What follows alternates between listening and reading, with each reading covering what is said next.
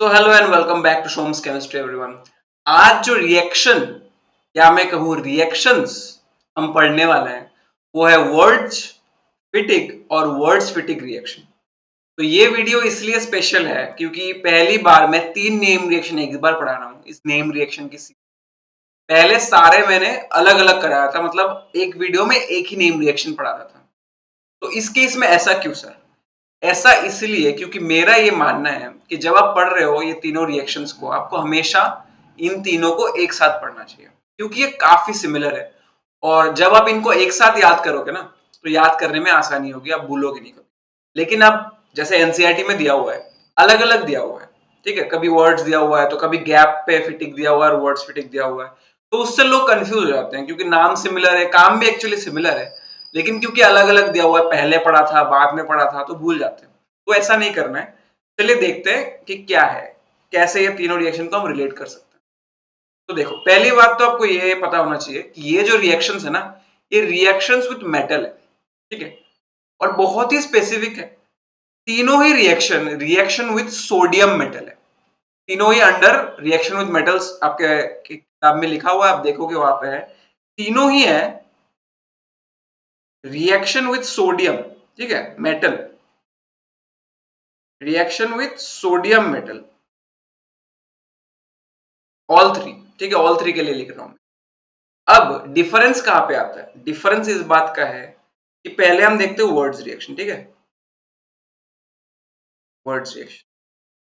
और आपको याद भी इन तीनों ऑर्डर में रखना है, ठीक है, पहले वर्ड्स फिर फिटिक, फिर दोनों कंबाइन हो गए वर्ड्स फिटिक, ठीक है।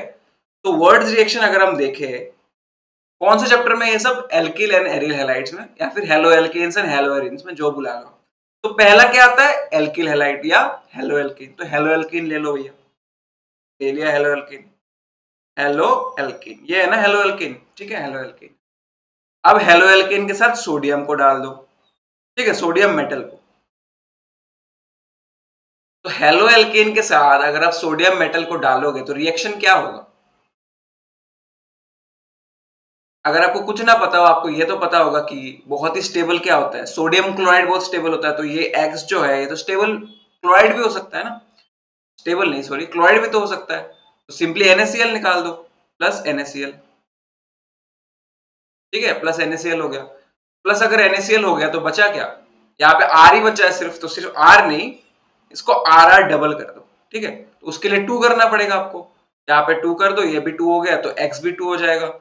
NaCl नहीं, मतलब यहाँ पे NaX होगा, जो भी X हो, NaBr वगैरह भी स्टेबल होते हैं, बस NaCl सबसे ज्यादा स्टेबल होता है, ठीक है, NaX। तो यहाँ पे 2 हो गया तो इसको भी 2 करना पड़ेगा, और क्योंकि सोडियम यहाँ पे 2 है तो इसको भी 2 करना पड़ेगा। हो गया वर्ड्स रिएक्शन खत्म। तो वर्ड्स रिएक्शन बेसिकली ये करता है, दो एल्किल ग्रुप्स को कंबाइन कर देता है। मतलब अगर आपको कोई क्वेश्चन पूछे कि इथेन से कैसे एन ब्यूटीन बनाए, तो आप बोलोगे वर्ड्स रिएक्शन से बना सकते हैं। सिंपली सोडियम के साथ रिएक्ट करना है, इथेन को, एन ब्यूटीन बन जाएगा, मतलब स्ट्रेट चेन वाला ब्यूटीन बन जाएगा, ऐसे जुड़ जाएगा। एक एल्किल पार्ट इथाइल वाला और दूसरा एल्किल पार्ट इथाइल वाला जुड़ जाएगा, ठीक है। एग्जाम्पल में वही लिख देता हूँ, ये देखो, ये है तुम्हारा इथाइल क्लोराइड, लेट से इथाइल क्लोराइड। इथाइल क्लोराइड में आपने डाल दिया सोडियम। आपको क्या पता है स्टेबल क्या होता है? स्टेबल होता है, स्टेबल होता है NaCl। NaCl स्टेबल हो गया तो बचा क्या? CH2CH3 बचा। CH2CH3 जो है तो और एक CH2CH3 के साथ जोड़ दो, तो ये क्या हो गया? 1 2 3 4, 4 कार्बन एटम स्ट्रेट चेन। क्या नाम है इसका? N ब्यूटेन, ठीक है। तो आपने क्या कर लिया? आपने इथाइल क्लोराइड से एन ब्यूटेन बना दिया। अब इथेन से आप इथाइल क्लोराइड भी बना सकते हो, वो आपको पता होगा कैसे, फ्री रेडिकल वगैरह से कर सकते हो, वो हम यहाँ पे नहीं पढ़ रहे। और इसको बैलेंस करना हो तो इसको 2 कर दोगे, यहाँ पे 2 तो ऑलरेडी है ही, क्योंकि क्लोरीन 2 हो गया, ये भी 2 हो जाएगा, और सोडियम भी 2, ठीक है, बहुत ही आसान है। तो ये हो गया वर्ड्स रिएक्शन। अभी भूलना नहीं है, रिएक्शन सारे क्या थे? Reaction with sodium metal. तो सोडियम मेटल के साथ पहले हमने हेलो एल्केन का करवा दिया। अब सर, चैप्टर का नाम तो 2 पार्ट में है, halo alkanes and halo arenes, तो हेलो एरीन से क्यों नहीं रिएक्ट करवाते? बहुत बढ़िया सवाल है। हेलो एल्केन से करवा दो, I mean sorry, hello arene से करा दो। हेलो एरीन क्या है आपके लिए? हेलो एरीन तो यही है, बेंजीन पे लगा हुआ एक्स, है ना, वैसे तो एरिन ग्रुप कुछ भी हो सकता है, लेकिन आपके लिए तो बेंजीन ही है। तो इधर लगा दो X, ये हो गया हेलोएरिन। हेलोएरिन पे डाल दो सोडियम, तो बनेगा क्या? सेम पहले की तरह करो, NaX निकाल दो और यहाँ पे ये दो जो बेंजीन वाले ग्रुप है इनको जोड़ दो। इसका बाय द वे नाम होता है बाइफिनाइल। ठीक है, बेंजीन जो ग्रुप होता है, एक हाइड्रोजन हटा देने से उसको फिनाइल ग्रुप भी बोल सकते हो, एराइल ग्रुप भी बोल सकते हो। ठीक है, तो ये होता है। यहाँ पे भी सेम हो गया रिएक्शन पिछली बार की तरह, बस यहाँ पे जुड़े क्या है? एरिल ग्रुप जुड़े हैं। पिछली बार दो जो जुड़े थे वो थे एल्किल ग्रुप। ठीक है, तो जब ये होता है तब इसका नाम हो जाता है फिटिक रिएक्शन। अब समझ में आ रहा है क्यों मैं बोल रहा था कि इनको एक साथ पढ़ना चाहिए? अब देखो कितना सिमिलर है, कितना सिंपल है।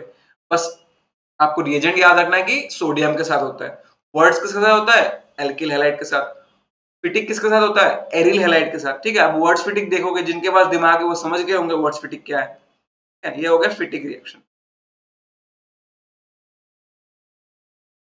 फिटिक रिएक्शन, ठीक है। और यहाँ पे भी आप वही 2 कर दो, इसको भी 2 कर दो, इसको भी। ठीक है, तो बैलेंस भी हो गया। तो अब वर्ड्स में होता है हेलो एल्केन यूज, फिटिक में होता है हेलो एरीन यूज। तो वर्ड्स फिटिक में क्या होगा? एक हेलो एल्केन, एक हेलो एरीन। बस देखो आपने प्रिडिक्ट कर दिया तीसरा रिएक्शन बिना पढ़े। ठीक है, क्योंकि इसमें देखो दोनों हेली सॉरी तीनों में सॉरी इसमें दोनों हेलो एरीन थे, वर्ड्स में दोनों हेलो एल्केन थे। ठीक है, तो इसमें क्या हो जाएगा? एक हेलो एल्केन हो जाएगा, एक हेलो एरीन हो जाएगा। तो हम बुला लेंगे क्या? Words फिटिक reaction. ठीक है, वर्ड्स फिटिक रिएक्शन। ठीक है, वर्ड्स फिटिक रिएक्शन में क्या होगा? एक हेलो एल्केन हो जाएगा और एक हेलो एरीन हो जाएगा।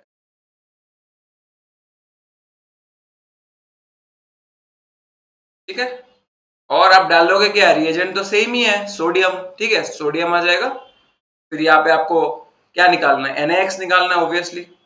और आप देख सकते हो यहाँ पे 2X है तो 2 सोडियम करना पड़ेगा, यहाँ पे भी 2 करना पड़ेगा। और फिर बचा क्या? एक बेंजील, मतलब एक फिनाइल ग्रुप बच गया और एक एल्किल ग्रुप बच गया, तो इनको भी जोड़ दो।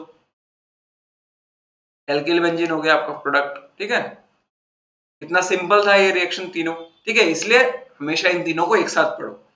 ठीक है, इसका नाम भी लिख देता हूँ मैं, एल्किल बेंजीन ही है ये, जो भी एल्किल ग्रुप हो।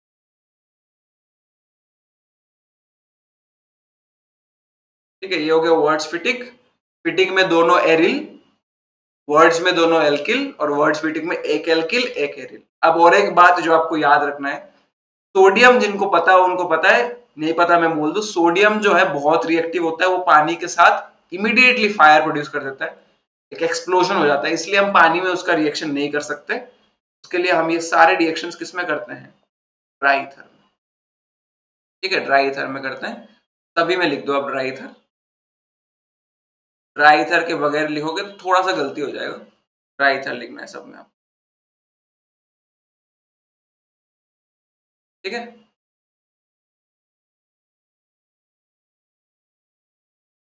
तो आई होप कि तीनों रिएक्शन आप समझ गए होंगे, अब से और कंफ्यूजन नहीं होगा। ठीक है, तो ऐसे ही बाकी सारे नेम रिएक्शंस के लिए और पूरी ऑर्गेनिक केमिस्ट्री के लिए आप चैनल को सब्सक्राइब कर सकते हो। Until then, bye bye.